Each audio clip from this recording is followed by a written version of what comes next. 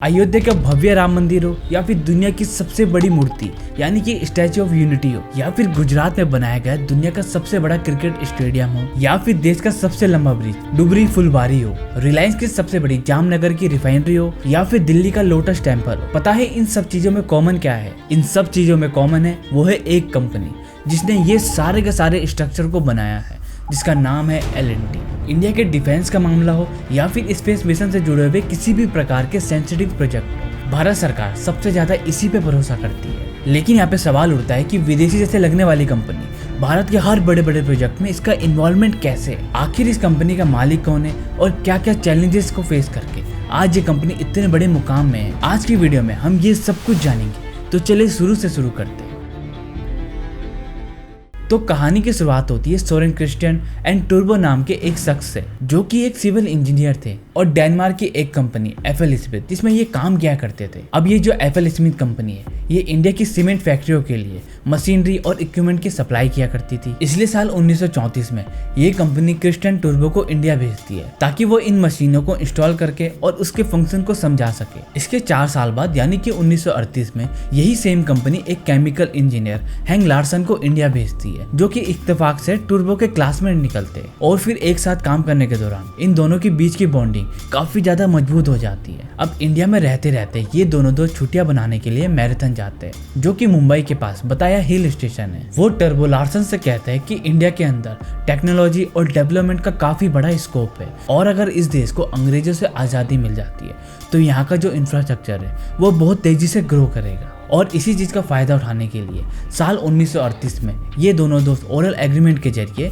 एक कंपनी खोल देते हैं जिसका नाम रखते हैं लार्सन एंड टर्बो यानी कि L&T। अब ओरल एग्रीमेंट का मतलब होता है कि ये कंपनी लीगली कॉर्पोरेट नहीं हुई है। L&T का पहला ऑफिस एक छोटा सा कमरा होता है जहाँ पर केवल एक कुर्सी एक टेबल ही आ सकते थे। शुरुआत में लार्सन और टर्बो यूरोपियन प्रोडक्ट्स खास तौर पर दानिश इक्विपमेंट इंडिया में लाकर बेचा करते थे, जिससे कि उन्हें काफी अच्छा प्रॉफिट हो जाता था। लेकिन इस कंपनी को शुरू करने के 1 साल के बाद वर्ल्ड वार 2 की आग उठती है और फिर यूरोप से प्रोडक्ट को लाना और भी ज्यादा मुश्किल हो जाता है। इस वार के दौरान काफी ज्यादा यूरोपियन लोग अपने देश वापस जाना शुरू कर देते हैं, जिसे देखकर लार्सन और टर्बो भी डेनमार्क जाने की तैयारी शुरू कर देते हैं। लेकिन तभी इन्हें पता चलता है कि नाजी जर्मनी ने डेनमार्क में कब्जा कर लिया है। ऐसे में ये डेनमार्क जाने का इरादा कैंसिल कर देते हैं और इंडिया में ही अपने कारोबार को बढ़ाने की शुरुआत कर देते हैं। और फिर कुछ टाइम तक इधर उधर हाथ मारने के बाद वर्ल्ड वार 2 में जितने भी जहाज डैमेज हुए थे उनको रिपेयर करने का काम मिल जाता है। इसके लिए ये मुंबई के सेंटा क्रूज में एक छोटी सी वर्कशॉप ले लेते और L&T के अंदर ही हिल्डा लिमिटेड नाम से एक नई कंपनी की शुरुआत कर देते, जो कि स्पेशली जहाजों को रिपेयर करने का काम किया करती है। इसके बाद साल आता है 1940, जब इनके हाथों में एक बहुत बड़ी अपॉर्चुनिटी रहती है, क्योंकि पहली बार इन्हें टाटा ग्रुप के लिए काम करने का मौका मिलता है। टाटा ग्रुप सोडा ऐश यानी कि वाशिंग सोडा का प्लांट खोलने का प्लान कर रहा था, जिसके लिए वो जर्मन इंजीनियर्स को ढूंढ रहे थे। लेकिन वर्ल्ड वार 2 के दौरान UN जर्मन इंजीनियर्स को नजरबंद कर देता है, जिससे कि इनका जो प्रोजेक्ट है वो डिले होने लग जाता है। और जब टाटा देखते हैं कि ये वर्ल्ड वार रुकने का तो नाम ही नहीं ले रहा है, तो वो ज्यादा इंतजार ना करते हुए इस काम को लार्सन और टर्बो को दे देते हैं। L&T के लिए ये बहुत ही बड़ा प्रोजेक्ट था, जिसके लिए वो इस प्रोजेक्ट में किसी भी प्रकार से कोई कमी नहीं चाहते थे। इसलिए वो इस प्लांट को लगाने से पहले सबसे पहले तो वो खुद को एजुकेट करते, इसकी हर एक प्रोसेस को समझते और इसके बाद वो बहुत ही कम समय में इस प्रोजेक्ट को कंप्लीट करके टाटा ग्रुप का भरोसा जीत लेते। 1945 में जब वर्ल्ड वार 2 खत्म हो जाता है तब इंडिया के अंदर आजादी की लड़ाई शुरू हो जाती है, जिसे देखकर L&T को अंदाजा हो जाता है कि अगर इंडिया अंग्रेजों से आजाद हो जाएगा तो यहाँ पे जो इंफ्रास्ट्रक्चर डेवलपमेंट है वो काफी तेजी से बढ़ेगा, क्योंकि उस टाइम पर इस फील्ड में कुछ ही गिनी चुनी कंपनियां थी। इस बीच 1946 में L&T को हैवी कंस्ट्रक्शन मशीनरी खरीदने का एक मौका मिलता है, क्योंकि उस समय वर्ल्ड वार 2 के खत्म होने के बाद बहुत सारी कैटरपिलर मशीनें बहुत ही कम प्राइस में मिल रही थी। लेकिन इस मशीनों को खरीदने के लिए जितना पैसा चाहिए था वो L&T के पास मौजूद नहीं था। और फिर इस प्रॉब्लम को सॉल्व करने के लिए L&T अपनी इक्विटी को डाइल्यूट करके फंड रेज करना चाहते थे, लेकिन ये करना पॉसिबल ही नहीं था, क्योंकि L&T अभी भी लीगली कॉर्पोरेट नहीं हुई थी। तो ऐसे में साल 1946 में दोनों दोस्त लार्सन और टर्बो अपनी कंपनी को प्राइवेट लिमिटेड कर देते और फिर अपनी इक्विटी को डाइल्यूट करके फंड रेज करते और फिर हैवी मशीनों को खरीदने के लिए जो पैसा उनको चाहिए था वो भी सॉल्व हो जाता है। एल&टी के साथ साथ 1946 में ये दोनों दोस्त अपने कंस्ट्रक्शन के प्रोजेक्ट के लिए एक नई कंपनी बनाते हैं जिसका नाम रखते हैं ECC, जो कि आज भी एल&टी का कंस्ट्रक्शन डिवीजन है। कंपनी बनाने के बाद बहुत ही जल्द उन्हें western railway, Bombay municipal corporation और ACC जैसे बड़े क्लाइंट मिल गए और फिर इस सफलता के साथ 1947 में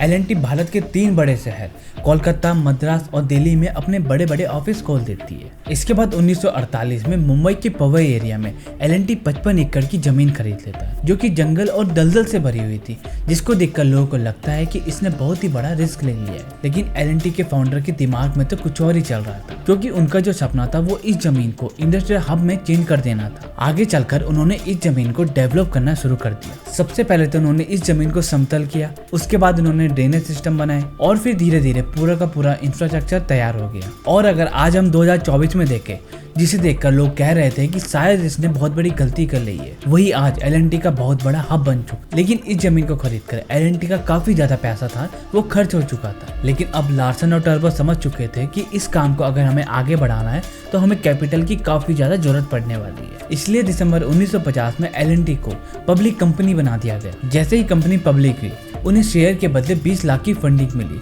जो कि आज के टाइम पर 30 करोड़ के बराबर है। ऐसे ही कंपनी कई बड़े बड़े प्रोजेक्ट को लेते चले गई और उसको सक्सेसफुली कंप्लीट भी करते चले गई और आज के टाइम में इंडिया के अंदर वो कई सारे सेक्टर में काम करती है। अगर आप चाहते हो कि कंपनी कैसे 30 करोड़ से हजारों लाखों करोड़ तक पहुंच गई तो उसके लिए पार्ट 2 लिखकर कमेंट जरूर करिए, हम उसके ऊपर भी वीडियो बना देंगे। तो मिलते हैं नेक्स्ट वीडियो में, तब तक के लिए जय हिंद, जय भारत।